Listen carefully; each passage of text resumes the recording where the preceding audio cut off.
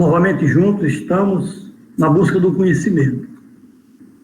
Para mim é uma alegria novamente estar com vocês, aprendendo a doutrina dos Espíritos, buscando o melhoramento da minha própria conduta.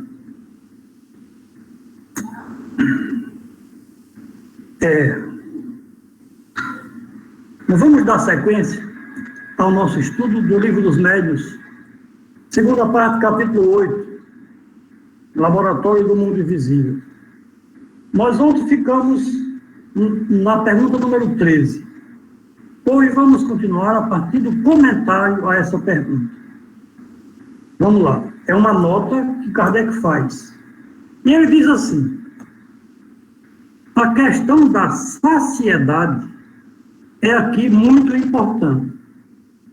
Como uma substância que não tem senão uma existência e propriedades temporárias e, de certa forma, convencionais, pode produzir a saciedade. Esta substância, pelo seu contato com o estômago, produz a sensação da saciedade, mas não a saciedade resultante da plenitude. Se uma tal substância pode agir assim sobre a economia e modificar um estado mórbido, pode muito bem agir sobre o estômago e produzir o sentimento da saciedade. Rogamos, contudo, aos senhores farmacêuticos e restauradores não conceberem ciúme, nem crerem que os espíritos que lhes venham fazer concorrência. Esses casos são raros, excepcionais, e jamais dependem da vontade. De outro modo, se nutriria e se curaria a preço muito bom. É com referência àquela questão, àquela pergunta feita, que se podia ser feito alguma coisa que alimentasse. Então ele está aqui dizendo que é possível, mas que isso não vai acontecer porque tudo está à nossa disposição. O nosso planeta é riquíssimo em alimento. Cabe a nós saber realmente aproveitá-los. Então sigamos para a pergunta número 14. Os objetos tornados tangíveis pela vontade do Espírito poderiam ter um caráter permanente e estável e virem a ser usados? E os Espíritos responderam, aliás, São Luís respondeu, isso poderia dar-se, mas isso não se faz. É que está fora das leis. Pergunta número 15. Todos os Espíritos têm no mesmo grau o poder de produzir objetos tangíveis? E a resposta é certo que quanto mais elevado é o Espírito, mais facilmente os obtém. Mas isso ainda depende das circunstâncias. Os Espíritos inferiores podem ter esse poder. Então, todos têm condições de fazer. Pergunta 16. O Espírito sempre tem consciência da maneira pela qual produz seus vestuários ou os objetos dos quais oferece a aparência? E ele respondeu, não.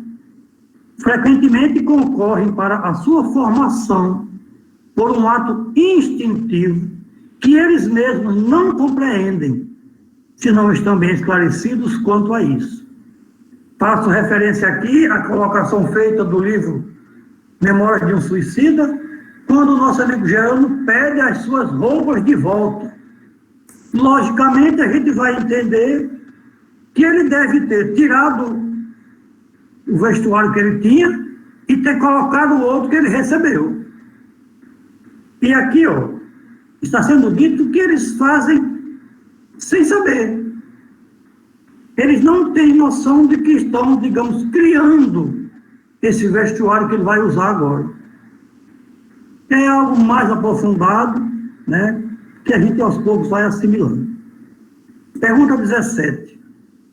Se o Espírito pode tirar do elemento universal os materiais para fazer todas essas coisas, dar a elas uma realidade temporária com suas propriedades, pode muito bem tirar o que seja necessário para escrever E, por consequência, isto nos parece dar a chave do fenômeno da escrita direta.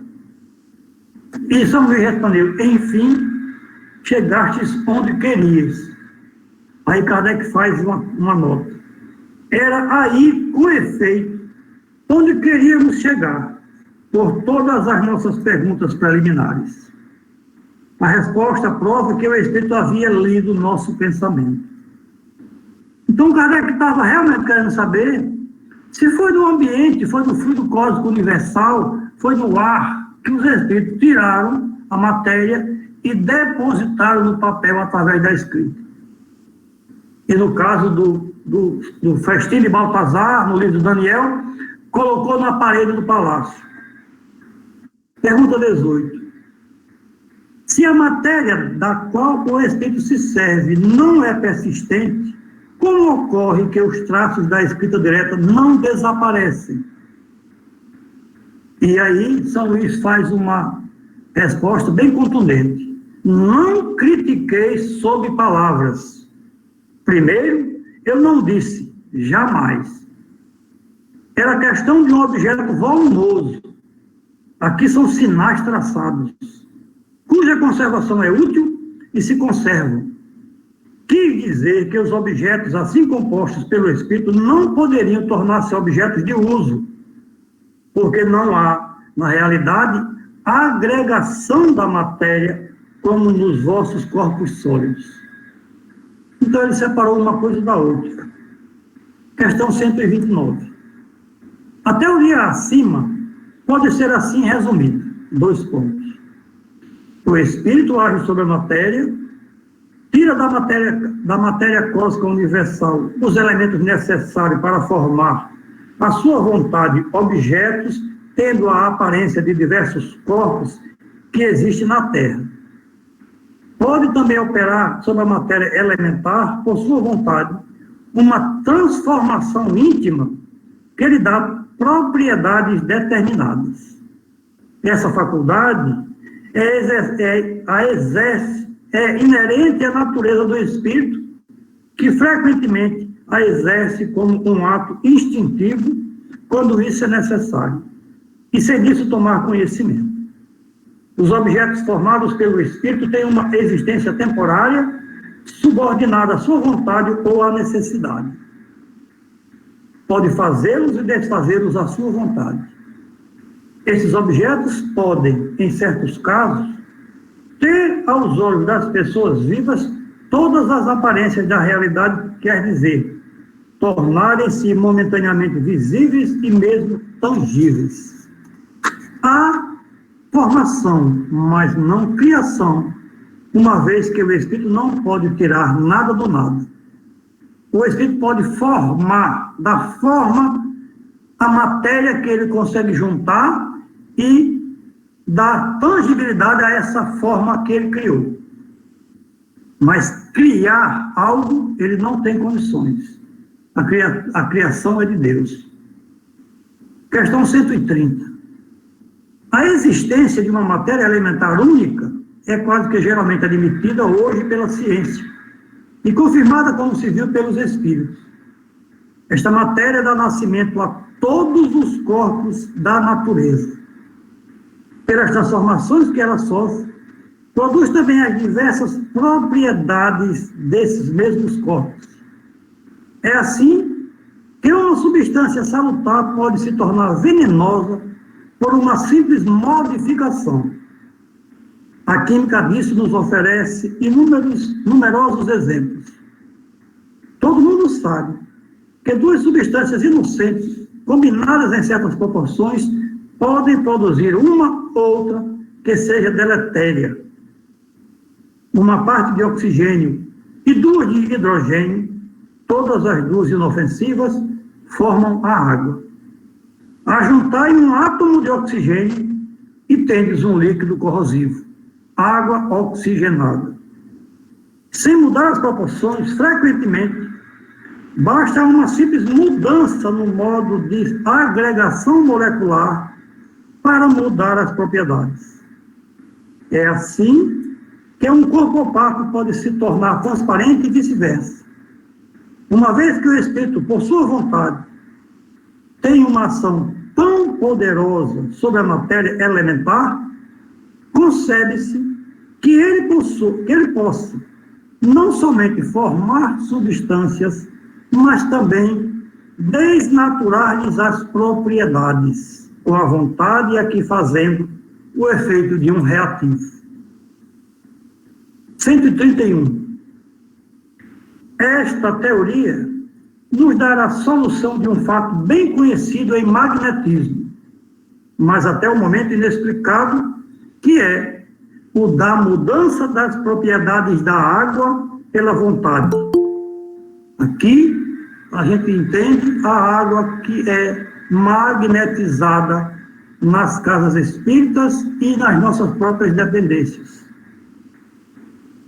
O espírito atuante é o do magnetizador, por mais comumente assistido por um espírito estranho. Ele opera uma transmutação com a ajuda do fluido magnético, porque, como se disse, é a substância que mais se aproxima da matéria cósmica ou elemento universal. Aqui eu faço um acréscimo a essa questão da fluidificação da água. Veja que ele diz assim: o espírito atuante é o do magnetizador. Eu me recordo muito bem que quando eu cheguei na nossa casa espírita, lá o costume era o seguinte: as pessoas enchiam os copinhos de água, cobriam com pano e deixavam lá, ponto final. Na concepção, os espíritos é que magnetizavam aquela água. Mas aqui a gente está dizendo, está vendo, lendo no livro dos médiuns, que o espírito atuante é o do magnetizador, associado à espiritualidade.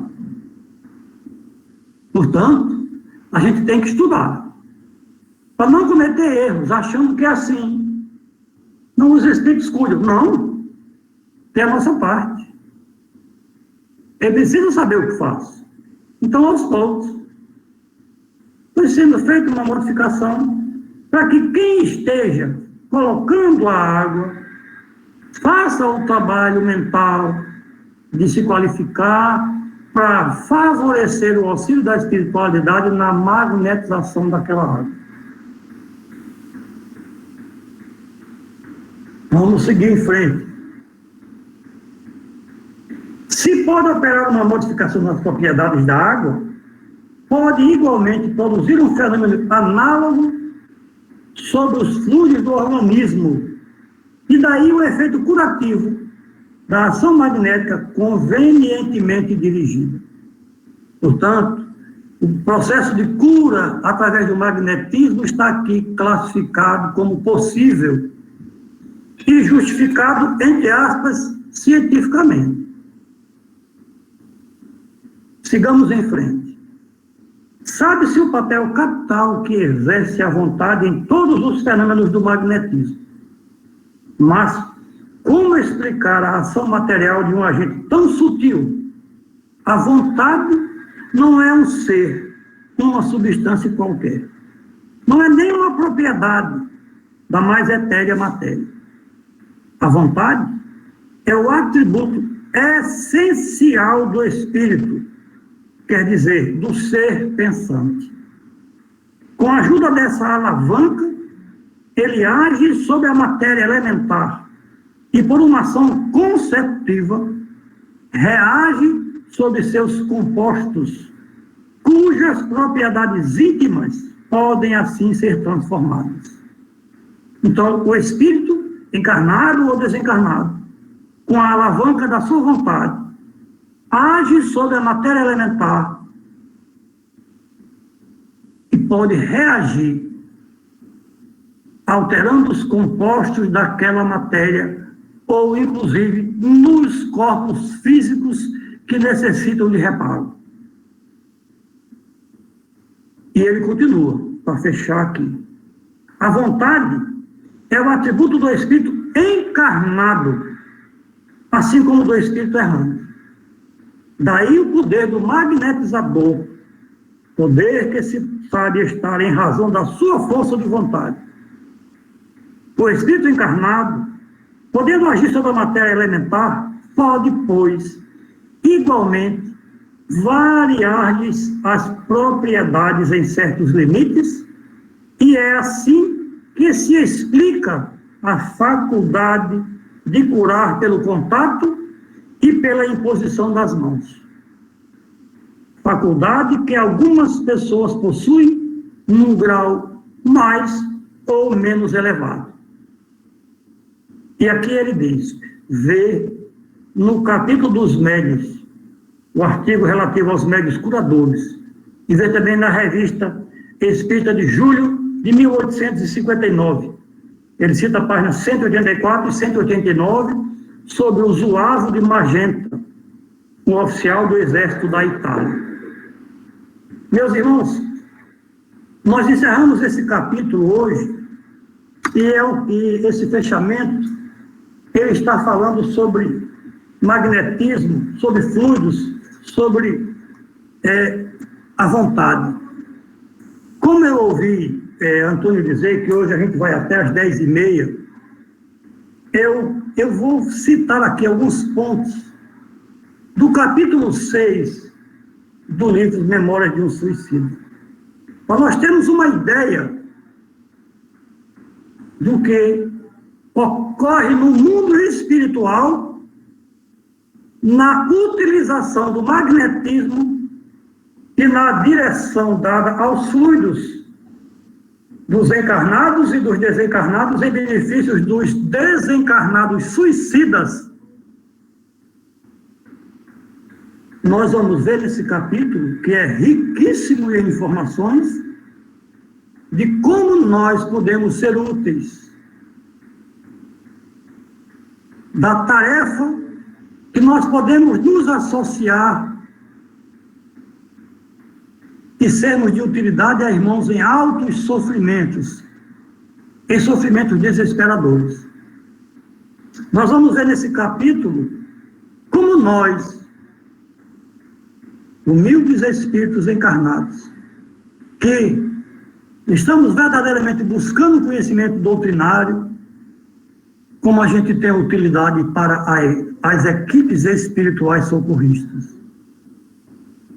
A gente vai ver como as associações de inúmeras narrativas de diversos autores, tudo está coeso, sólido, demonstrando para a gente que não é história de carochinha, como é uma realidade. Capítulo 6, a comunhão com o alto. Se vocês não têm esse livro, eu aconselho que o comprem e leiam. Aqui não fala-se somente em sofrimentos, fala-se em sacrifício, renúncia, dedicação, amor, fraternidade, carinho e muito mais coisas. Eu disse aqui apenas algumas frases, alguns pontos, algumas narrativas desse capítulo. E eu comecei na página 2 desse capítulo, que diz assim: nossos instrutores, Romeu e Alcestes, participaram ao eminente diretor do departamento hospitalar existir necessidade premente de demandarem a Terra em busca de aprendizes de ciências psíquicas, a fim de resolverem complexos mentais de alguns internos insolúveis na espiritualidade. Os dirigentes lá no Hospital de Maria viram a necessidade de pedir auxílio aos encarnados para resolver problemas dos desencarnados que lá estavam hospitalizados. E ele continua.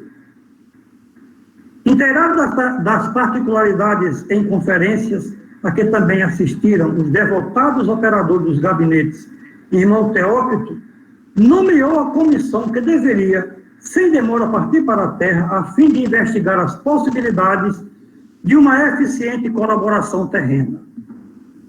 Aí eu fui para outra página.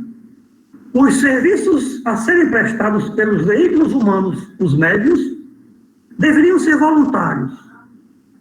Absolutamente nada lhes seria imposto ou exigido. Um pouquinho mais abaixo, consertado o entendimento pela correspondência telepática, ficará estabelecido que os mentores espirituais dos médiuns visados lhes sugerissem o recolhimento ao leito mais cedo que o usual, que os mergulhassem em suave sono magnético, permitindo amplitude de ação e lucidez aos seus espíritos para o bom entendimento das negociações a se realizarem pela noite adentro. Os médiuns que foram convocados foram adormecidos para irem para a espiritualidade e lá conversarem a respeito do que vai ser proposto. Uma vez desprendidos dos corpos físicos pelo sono, deveriam os referidos concorrentes serem encaminhados para a sede da agremiação a que pertenciam, local escolhido para as confabulações. Antônio, Marcos Melo, Manuel, Eugênio foram levados lá para o GESEB.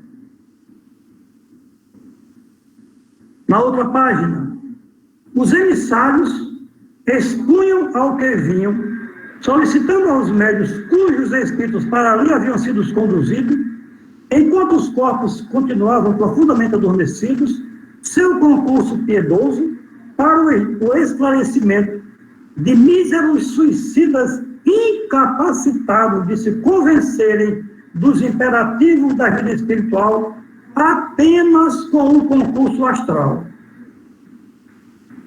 Aqui está sendo dito para os médiuns que a equipe espiritual precisa deles, porque somente eles lá não conseguem convencer esses irmãos. E aí ele continua. O estado lamentável a que se reduziram aqueles infelizes não foi omitido na longa exposição feita pelos solicitantes. Os médiuns deveriam contribuir com grandes parcelas das suas próprias energias para alívio dos desgraçados que lhes bateriam a porta. Esgotar-se-iam provavelmente no caridoso afã de lhes estancar as lágrimas. Todavia, a direção do Instituto oferecia garantias, suprimento das forças consumidas, quer orgânicas, mentais ou magnéticas, imediatamente após a cessação do compromisso. Um pouco mais adiante, se arriscavam a solicitação de tão vultoso concurso, era porque entendiam que os médios educados à luz da áurea moral cristã são iniciados modernos e, por isso, devem saber que os postos que ocupam no seio da escola a que pertencem fatalmente terão de obedecer a dois princípios essenciais e sagrados da iniciação cristã, heroicamente exemplificadas pelo mestre Isidro, que alegou: amor e abnegação. Assim se realizaram as primeiras confabulações em 12 povoações visitadas, sendo os convites apresentados a 20 médiuns de ambos os sexos. Dentre estes, porém, apenas 4 senhoras, humildes, bondosas, deixando desprender do envoltório astral estrigas luminosas à altura do coração, ofereceram incondicional e abnegadamente seus préstimos aos emissários da luz, prontas ao generoso desempenho. Dos representantes masculinos, apenas 2 aqueceram, sem rasgos de legítima abnegação, é certo, mas fiéis aos compromissos de que se investiram, assemelhando-se aos funcionários assíduos à repartição, por ser esse o dever de subordinado. Os restantes, conquanto honestos, sinceros do ideal esposado, por amor de Jesus, desencorajaram-se de um compromisso formal. Os quadros expostos, mostrando-lhes o precário estado dos pacientes que deveriam socorrer seu martirológio de além-túmulo, infundiram-lhe tais pavores e impressões que acharam por bem retrair impulsos assistenciais, prontificando-se, porém, a permanente auxílio por meio das irradiações benévolas de preces sinceras. Um pouco mais adiante, ele diz assim: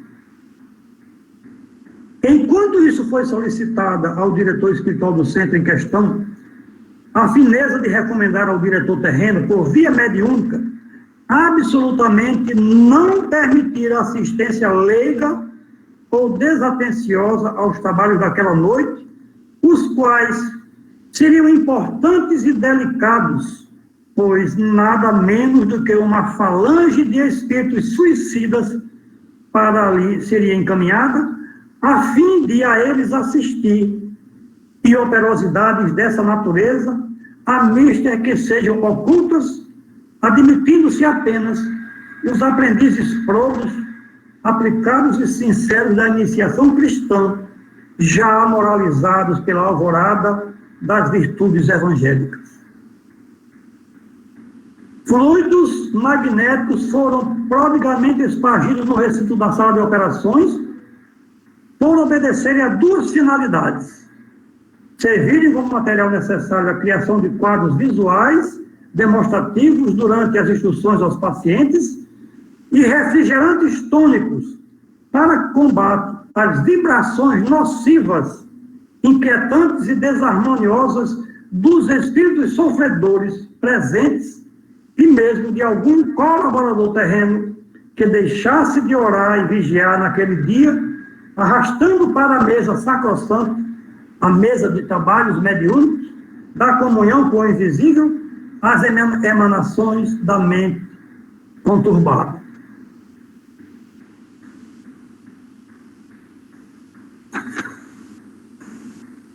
Mais à frente, na sala, já se achavam reunidos os elementos terrenos selecionados para aquela noite, isto é, os médiuns indicados, os colaboradores homogêneos, de boa vontade, tomando cada um lugar conveniente.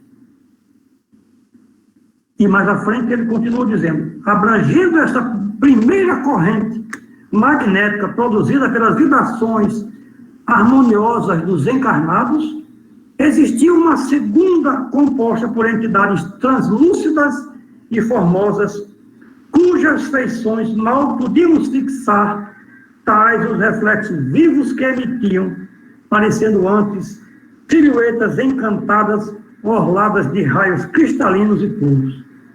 Eram os espíritos guias do centro visitado. Mais à frente, a um e outro, cumpre escolher as vibrações, recolher as vibrações dos pensamentos e das palavras do presidente, desenvolvidos durante o magno certame, associá-los aos elementos quintessenciais de que dispõe, de envolta com as ondas magnéticas dos circunstantes encarnados, elaborá-los e transfundi-los em cenas, dando-lhes vida e ação, concretizando-os, materializando-os até que os infelizes assistentes desencarnados sejam capazes de tudo compreender com facilidade.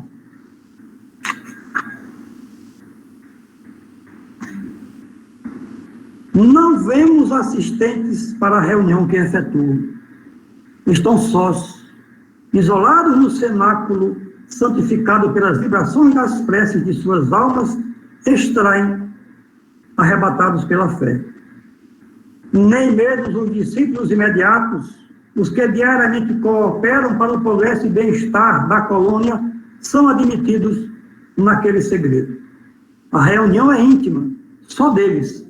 Precisam da mais sólida homogeneidade de que poderão dispor suas forças assestadas para o sentido do bem. Pois urge manter a harmonia geral da Assembleia, que ousou reunir-se sob o nome do Criador Supremo do Universo e às vistas de seu unigênito, cuja presença foi solicitada ardentemente ao se iniciarem os trabalhos. Por isso mesmo, é que os demais servidores, conquanto probos, dedicados e sinceros, não podem presenciar essa magna assembleia realizada no além. Não alcançaram ainda as vibrações perfeitamente homogêneas com as suas, tal como requer a santidade do mandato. Na vasta colonização do Instituto, apenas esses 12 mestres de iniciação se apresentam perfeitamente idênticos em qualidades morais, graus de virtude e de ciência e estado de espiritualização para a comunhão no sublime ágape que efetuam. São, não obstante, simples e modestos. Sabem que de si mesmos pouco têm para distribuir com os mais necessitados e sofredores. Estamos chegando ao final. Para estes, são figuras, vultos, sequências que se agitam a cada frase do orador. É uma aula, estranha, singular, terapêutica, que nos administravam com a medicação celeste, a fim de balsamizar nossas desgraças.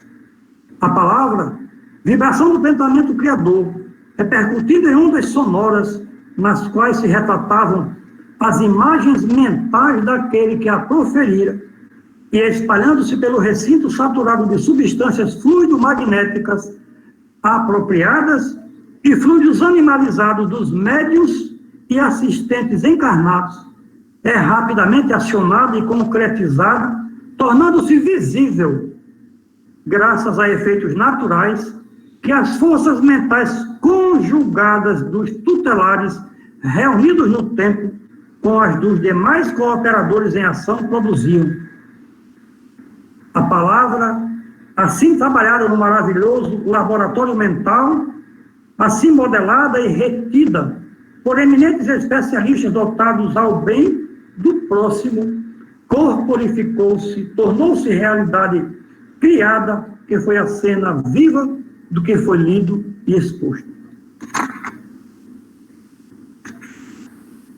Para finalizar, um dos nossos míseros pares, justamente daqueles a quem denominávamos retalhados, durante o cativeiro no Vale Sinistro, por conservarem no corpo astral as trágicas sombras do esfacelamento do envoltório carnal, sob as rodas de pesados veículos de ferro, e cujo estado de incompreensão e sofrimento muito grave exigiram o concurso humano a fim de ser suavizado.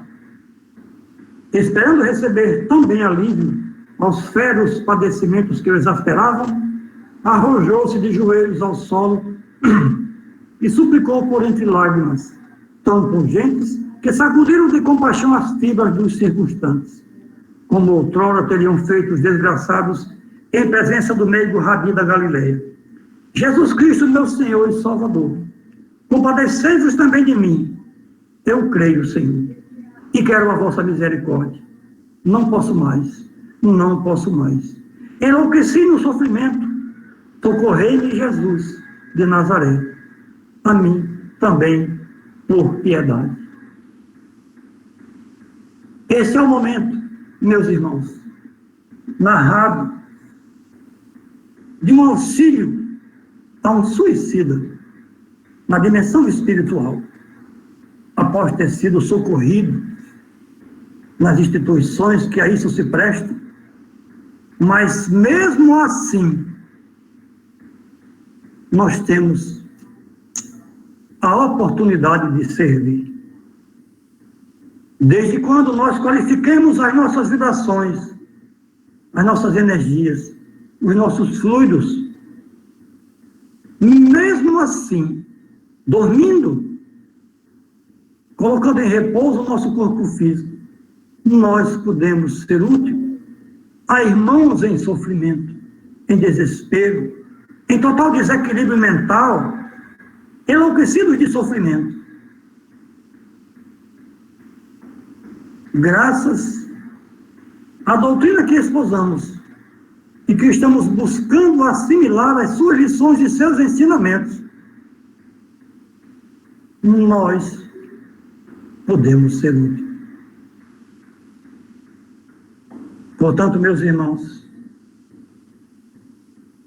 nossa gratidão ao Mestre Jesus por nos dar todas as ferramentas que necessitamos para ajudar o nosso semelhante. Equilíbrio, paz, harmonia, convicção, segurança e o desejo do bem. Nós podemos ser úteis. Agradeço o tempo que eu tomei de vocês. Obrigado pela oportunidade. Que possamos ficar em paz. Muito obrigado, Sr. Inácio, por essa aula, muito bem conseguida. E, meus irmãos, nessa aula, de ontem e hoje, nestas duas aulas, nós falamos sobre o Laboratório do Mundo Invisível. Os subtemas foram o Vestuário dos Espíritos, Formação Espontânea de Objetos Tangíveis, Modificação das Propriedades da Matéria e Ação Magnética Curadora. Aí o Sr. Inácio fez alguns cruzamentos com algumas leituras e hoje nos trouxe alguns trechos do livro Memórias de um Suicídio, de Ivana Pereira, né? Então, estamos aqui abrindo os microfones para que você possa iniciar o período de perguntas e respostas. Estou vendo aqui nossa irmã Kátia já colocada para fazer a sua pergunta ou a sua colocação. Boa noite a todos. Muito obrigada, Antônio. Seu Inácio, só para tirar uma dúvida, digamos, uma pessoa ele suicida, certo? E ele vai para o espiritual, só que ele se arrepende, ele suicida e se arrepende. Será que ele vai pagar, ele vai ficar no Vale dos Suicidas, ou pelo arrependimento ele vai ser acolhido em outro grau, em outro local? Não sei se eu diria bem assim, eu nem sei se me compreendeu. Esse livro ele é rico em informações. Primeiramente, todo suicida ele vai passar por um período de desequilíbrio na dimensão espiritual.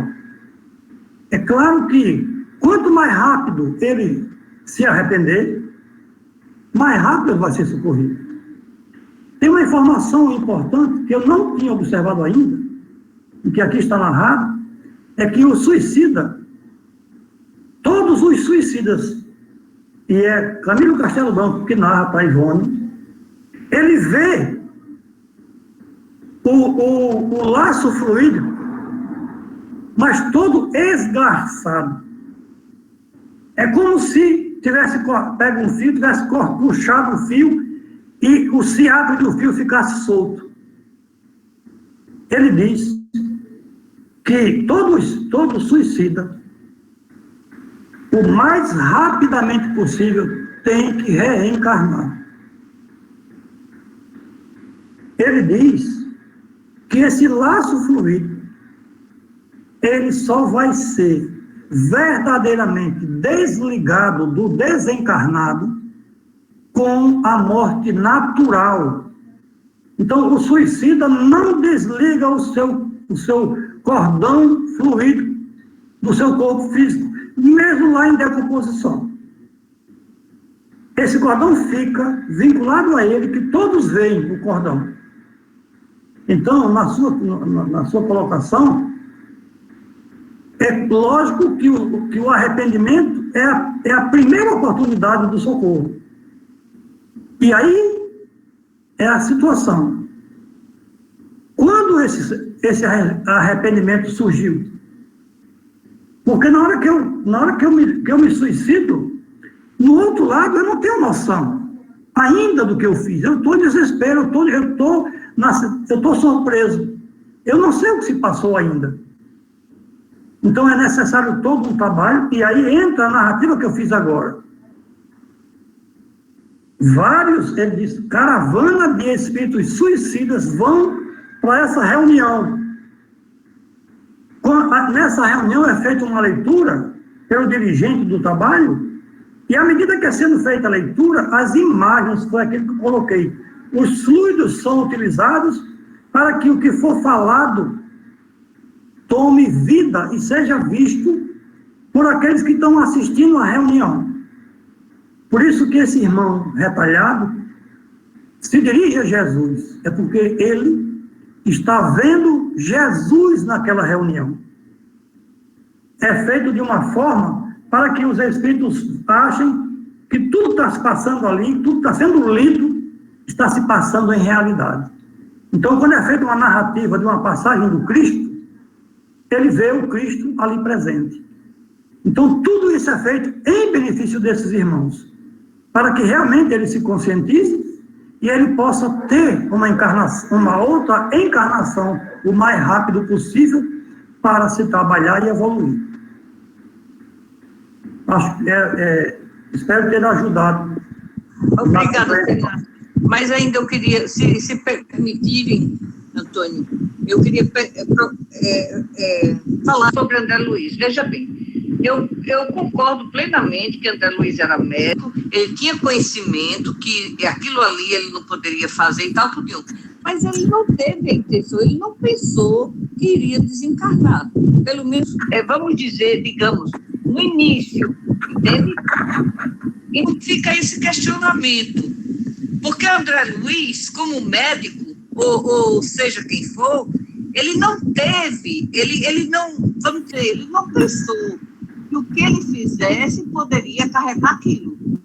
Ou não fez, ele não teve uma consciência de que eu vou morrer se eu continuar. Eu penso. Eu estou pensando por ele, tá? Mas é o seguinte, a gente vai ter que levar em consideração lições de Jesus. Aquilo muito foi dado, muito será cobrado. Todo médico sabe que fumar faz mal. E tem médico que fuma. Então, se esse médico morre, entre aspas, ele cometeu um suicídio indireto. Então, de acordo com cada situação, vai ser a sua situação no plano espiritual.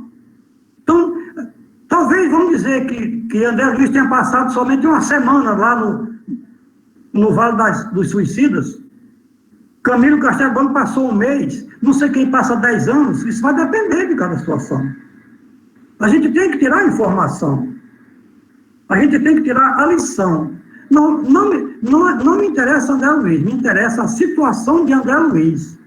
O cara era médico, sabia que comer demais, que beber demais, que fumar faz mal, e ele fazia isso. Ele é suicida. Bom, ele é médico, ele não podia fazer isso. Ele tem que dar o exemplo. Então, a gente tem que levar com maior profundidade a nossa reflexão. É assim que a gente aprende. A gente não pode ser até apenas aquele ponto, a gente tem que abranger mais. E aí a gente vai evoluindo. Por isso que a gente tem que ter cuidado com cada ação nossa. Porque todo passo que eu dou tem um reflexo lá na frente. Então, peraí, calma, vou pensar direito. Para eu não cometer algo, depois eu estar prejudicado. Aí eu vou dizer, não sabia. Sabia sim. Não sabia porque não quis, você não leu. Está lá, você tinha uma Bíblia aberta lá na sua sala, no Salmo, numa foto. Por que você não leu? Por que você não estudou? Porque não quis. Então, você também vai ter um peso em consideração. Muito obrigado, Sr. Inácio. Muito obrigado, Kátia. Vamos prosseguir. Obrigada, Sr. Inácio. Eu é que agradeço, Kátia. Vamos prosseguir, então, abrindo os microfones para outras dúvidas ou colocações de irmãos que pretendam. Mais alguém? Eu já vi aqui, vamos ver quem é. Pode avançar, João. João, a palavra é com você. Muito bom, novamente, o tema de hoje. Seu Inácio, referente a isso aí, você vê que a força de vontade nossa, a nossa vontade mental, ela realmente condiciona toda ao nosso caminhar, né? Nossa evolução, nossa forma de nos conduzir, né? Em qualquer canto que estejamos, quer seja encarnado ou desencarnado. E Emmanuel, ele faz uma abordagem muito, muito importante sobre esse tema, né, na obra Pensamento e Conduta, não, na obra Encontro Marcado, né, no item 41, ele chama Pensamento e Conduta, que o tema principal que ele reflete é sobre a vontade no plano mental. Ele diz assim, ó, nem sempre estamos habilitados a eleger o nosso ambiente mais íntimo na experiência cotidiana. Às vezes, somos constrangidos a suportar certos quadros de luta ou a partilhar o convívio de pessoas que não se nos afinam com a maneira de ser, em razão dos compromissos que trazemos de existências passadas. Entretanto, em qualquer situação, somos livres para escolher os nossos pensamentos. Cada inteligência emite as ideias que lhes são peculiares, a se definirem por ondas de energia viva e plasticizante. Mas se arroja de si essas forças, igualmente as recebe pela influência e é influenciada. Ainda mesmo por instantes, toda criatura, ao exteriorizar-se, seja imaginando, falando ou agindo, em movimentação positiva, é um emissor atuante na vida, e sempre que se interioriza, meditando, observando ou obedecendo do modo passivo, é um receptor em funcionamento. Aqueles que se desenvolveram mentalmente, atingindo a esfera das criações sugestivas, assumem o papel de orientadores, adquirindo responsabilidades mais vastas pela facilidade com que articulam programas de rumo para os outros. Cada qual expõe o que pensa pelo esforço que realiza. O cientista, pela obra que se consagra. O professor, pelo que ensina. O escritor, pelo que escreve. O comentarista, pelo que fala. O artista, pelo trabalho que se revela. Analisemos, assim, aquilo que nomeamos como sendo nosso estado de espírito. Tensão, dúvida, angústia, irritação, otimismo, coragem, confiança ou alegria são frutos de nossa preferência no mercado gratuito das ideias, de vez que o fio invisível de nossas ligações com o bem ou com o mal parte essencialmente de nós. Convençamos-nos de que a nossa mente possui muita coisa de comum com o aparelho radiofônico, emissões construtivas ou deprimentes, significando a carga sutil de sugestões boas ou mais, que aceitamos de companheiros encarnados ou desencarnados, alcançando-nos incessantemente e pode alterar-nos o modo de ser, mas não podemos olvidar que a nossa vontade é o sintonizador. Assim, na abordagem de Ivone Pereira, você vê que o suicida, né? O suicida, ele muitas das vezes, ele tem participação direta, né? Pela vontade dele de desenvolver aquele passo de desencarnar, ou ele pode ser influenciado, ou seja, a vontade dele naquele momento é sublimada pela outra influenciação que faz com que ele cometa aquele ato. Entendeu, Sinácio? Seria mais ou menos isso aí que eu queria contribuir com a noite. Com certeza. Essa é a grande vantagem da doutrina espírita. Quando a doutrina espírita é considerada como a terceira revelação, o primeiro ponto a considerar é que a doutrina espírita diz para nós que o mundo espiritual interfere no meu mundo físico. Esse é o primeiro ponto. Epa, peraí, os espíritos interferem na minha vida. E aí vem a sequência de aprofundamento que a gente vai fazer. Para que eu vou estudar o espiritismo? Para eu saber que se eu tiver com raiva de alguém, com ódio, eu vou trazer para junto de mim um espírito vingativo, cruel, etc, etc e tal. E aí é minha escolha estar bem, a começar que ter ódio não é bom para nada, não resolve nada, então eu começo a refletir e eu começo a mudar meu panorama mental. Então, a gente só tem a ganhar. O que a gente está estudando agora é o aprofundamento disto. Porque como nós vimos, uma equipe veio pedir ajuda a 20 pessoas. Somente 6. Os outros tiveram medo. Meus irmãos,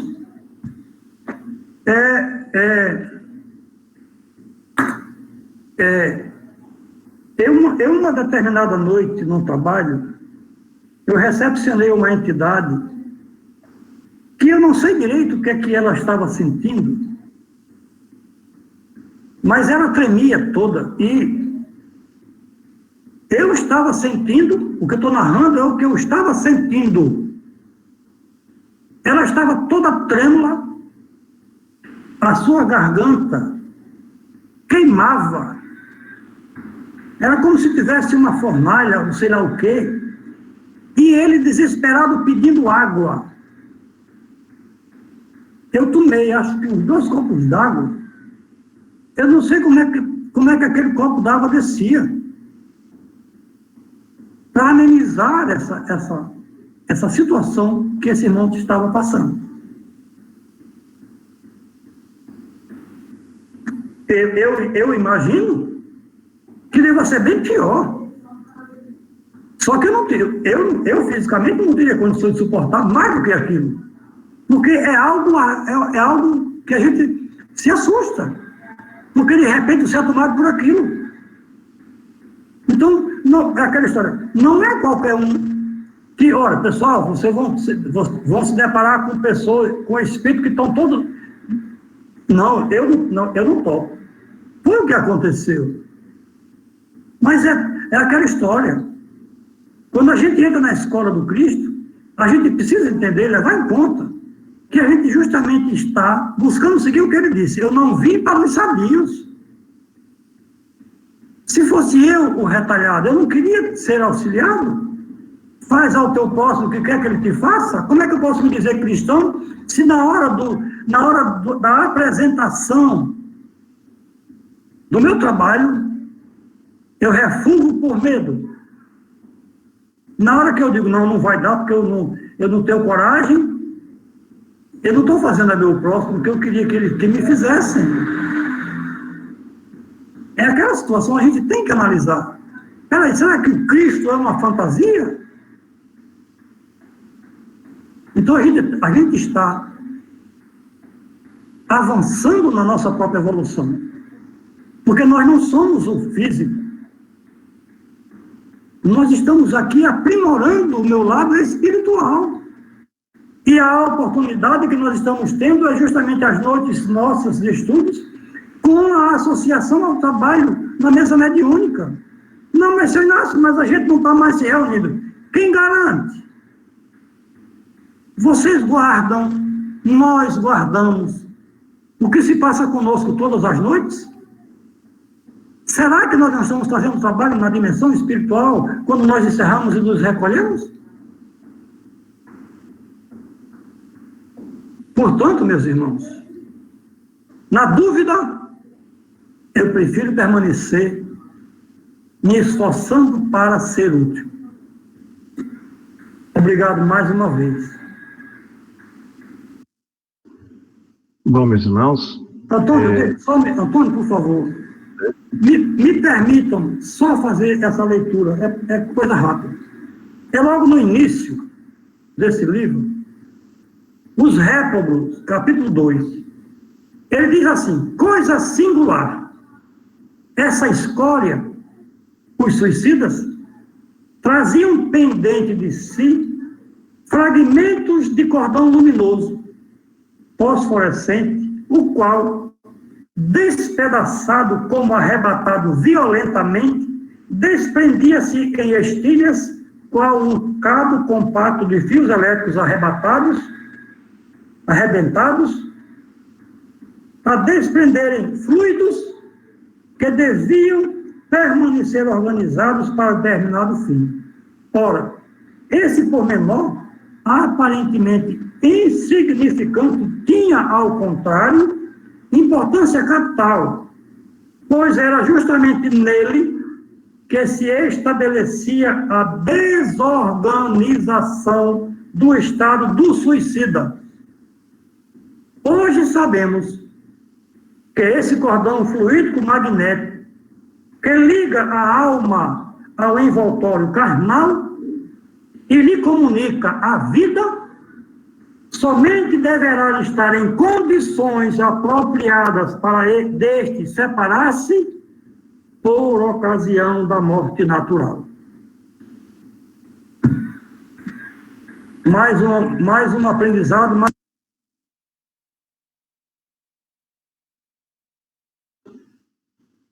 Senhor Inácio está sem som. Você terminou? Ok, Antônio, obrigado.